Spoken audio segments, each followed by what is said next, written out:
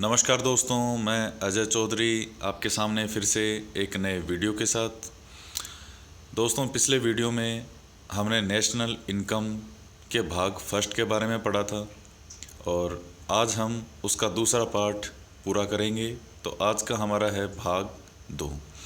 देखिए, इसमें आपको ये जानना ज़रूरी है कि नेशनल इनकम में फैक्टर कॉस्ट और मार्केट प्राइस ये दोनों पॉइंट क्या है।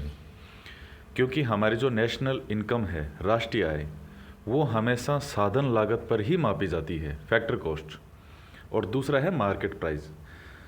तो देखिए, साधन लागत ये है कि मान लीजिए मैं किसी फैक्ट्री में मार्कर का काम कर रहा हूँ, मुझे मार्कर बनाने हैं उसमें, तो मुझे इन चीज़ों की आवश्यकता पड़ेगी। लैंड यानी भूमि, लेबर यानी श्रम, कैपिटल यानी पूंजी, और ऑर्गेनाइज़र यानी जो भी आयोजक मुझे वहाँ रखना है, तो मुझे इन सब की आवश्यकता पड़ेगी। इन सब के द्वारा जितना भी खर्चा मेरा आएगा उस मार्कर को बनाने में, प्लस ये सब लैंड का खर्चा, लेबर का खर्चा, कैपिटल का, ऑर्गेनाइज़र का, सब का मिला करके जो भी खर्चा आएगा उसे कहा जाता है साधन लागत यानी FC यानी फैक्टर कॉस्ट। तो अगर मान लीजिए टोटल कॉस्ट मुझे इस मार्कर के निकालनी है, तो मान लीजिए क्वांटिटी ये है कि मैंने 20 मार्कर बनाए हैं और 20 मार्कर में टोटल कॉस्ट आई है मेरे 100 रुपये। तो यानी पर मार्कर जो मेरी साधन लागत है वो है 5 रुपये। ये सिर्फ साधन लागत है जो कि फैक्ट्री में बनाने पर मेरी जो सारी पूंजी लगाई है, लेबर भी लगी है, भूमि भी आई है, ऑर्गेनाइज़र भी है, इन सब को मिला करके जो भी खर्चा है वो है साधन लागत।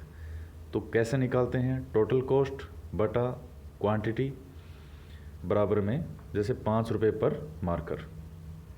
अब इसके बाद में आता है मार्केट प्राइस। ये क्या है? तो देखिए, मार्केट प्राइस ये है कि जो खरीदार होगा, क्रेता, वो जिस मूल्य पर इसको खरीदेगा वह होता है मार्केट प्राइस। इसमें फैक्ट्री कॉस्ट ये हो गया पहला।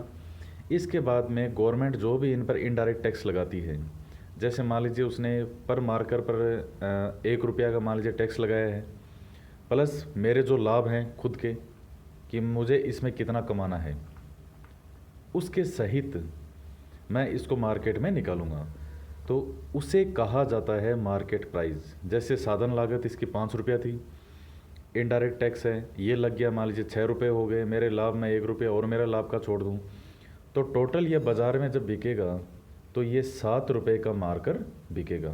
इसे कहा जाता है मार्केट प्राइस। तो इन दोनों में आप अर्थ समझ गए होंगे कि साधन लागत क्या होता है और मार्केट प्राइस, ये दोनों क्या होते हैं।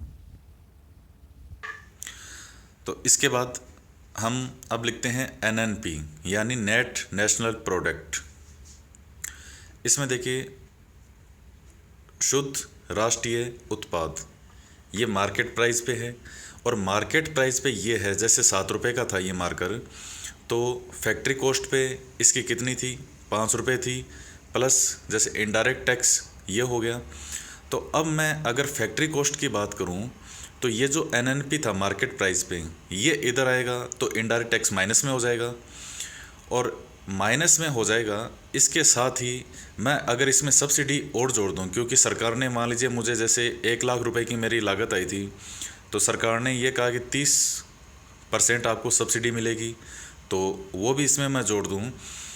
तो ये जो हमारा है formula NNP net national product factory cost यानी साधन लागत पे, NNP market price minus indirect tax plus subsidy, ये है राष्ट्रीय आय।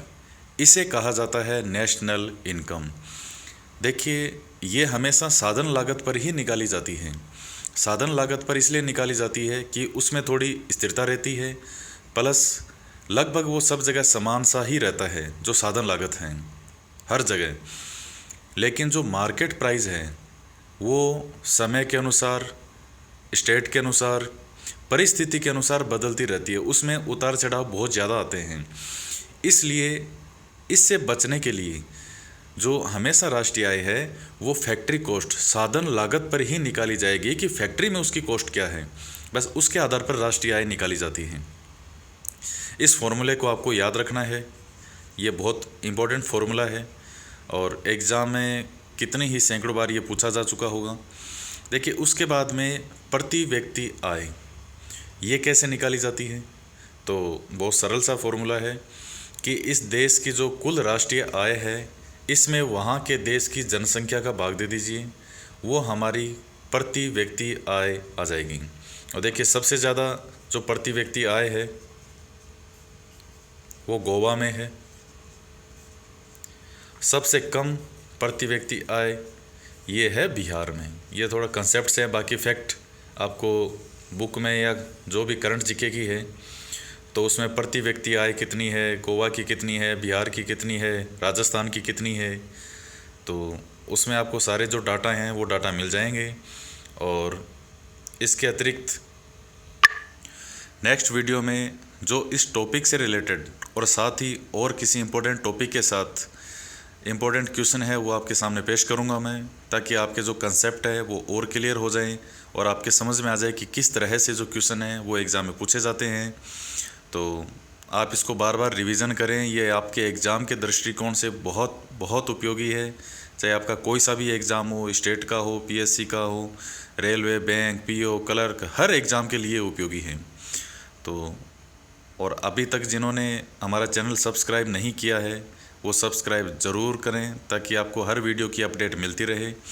नेक्स्ट वीडियो में हम फिर मिलते हैं किसी नए टॉपिक के साथ, तब तक के लिए धन्यवाद।